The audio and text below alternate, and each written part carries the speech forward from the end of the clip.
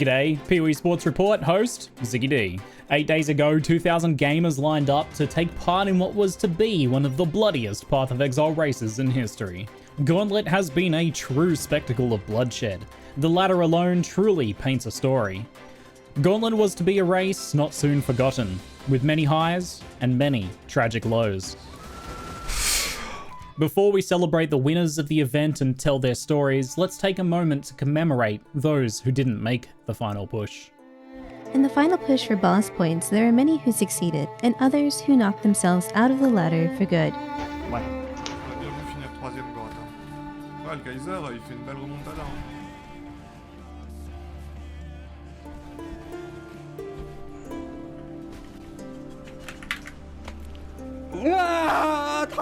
Tragic and often heartbreaking, but a part of what makes a hardcore race so compelling.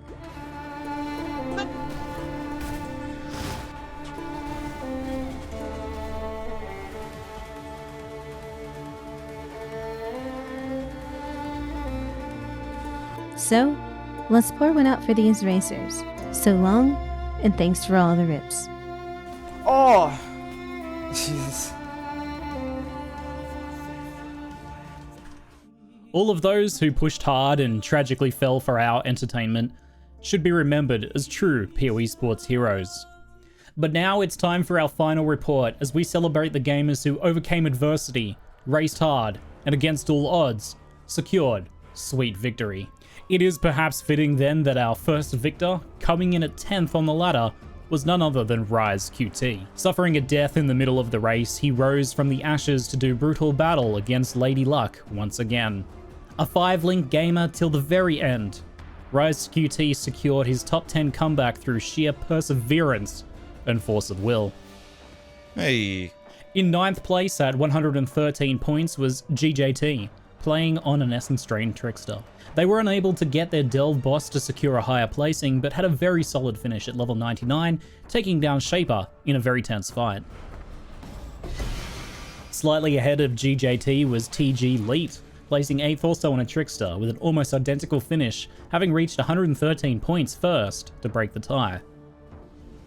In 7th place was Kevson, also managing a level 99 finish, but managing to grab that one extra point from the Delve boss kill to end at 114 points. In 6th place, ATTE had an identical finish, beating out Kevson on time once again to break the tie and take the higher placing. It's crazy to see just how close most of the top 10 were, with much of the deciding points being secured in the last hours of the race. And now we come to the top 5. GUCCIPRADAS, playing a Blade Blast Chieftain, secured 5th place with 115 points. At only level 97 in the last hour of the race, Gucci secured the points needed to jump all the way from 12th to 5th with a terrifyingly nerve-wracking Uber Elder kill.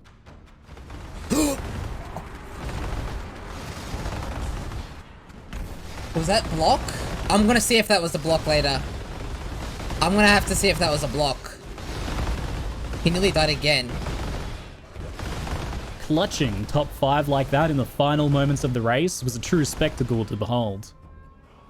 My hands are shaking. I'm trying, dude. My hands are shaking, dude. Ooh. Possibly the biggest comeback story of the entire race was STEELMAGE. After a death in the last couple days of the race, he managed to climb all the way back to finish in 4th place.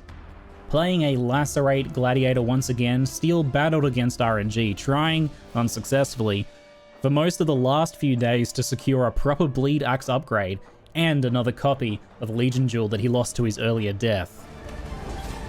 It has to be more. F. These upgrades remained sadly out of reach. However, he did not let that stop him.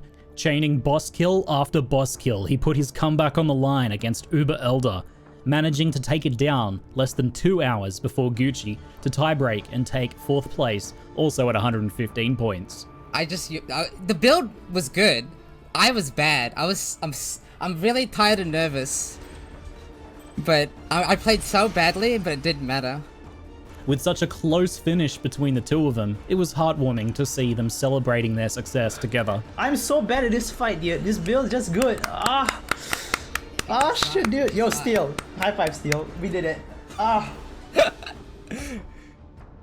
Taking third place was none other than ALKAIZER.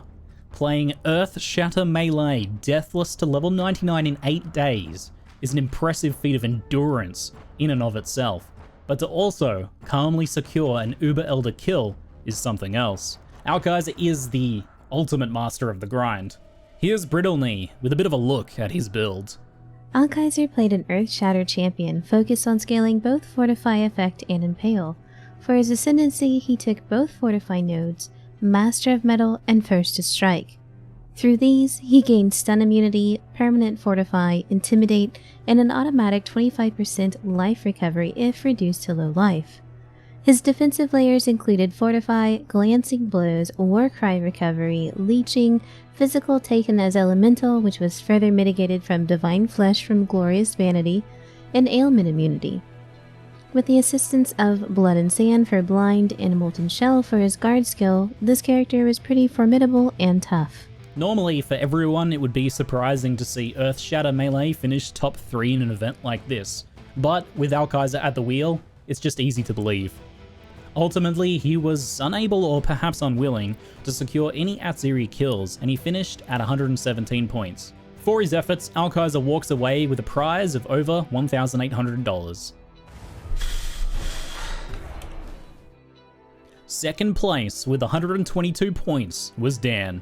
Nearly let down by his delve boss, it took him delving to roughly depth 270 and finding a boss rolled with elemental penetration to actually secure the kill.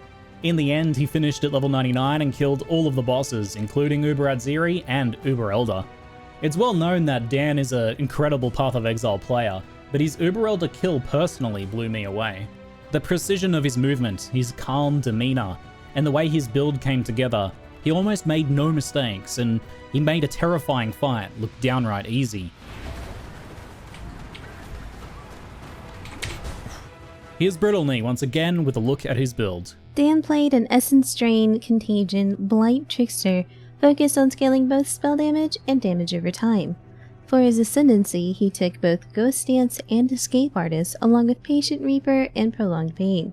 Through these, he gained Stun Immunity, Reduced Damage Taken, Evasion, Dodge, Global Recovery, and boosted his damage over time. His defensive layers included Fortify through Vigilant Strike, Glancing Blows, ES Recovery on block, Global ES Recovery, Ghost Shrouds, Val Discipline, Aspect of the Crab, and Ailment Immunity. He also utilized Chilled Ground through Cold Snap and Immortal Call as his guard skill. For his incredible efforts in taking second place, Dan walks away with a prize of over $3,600.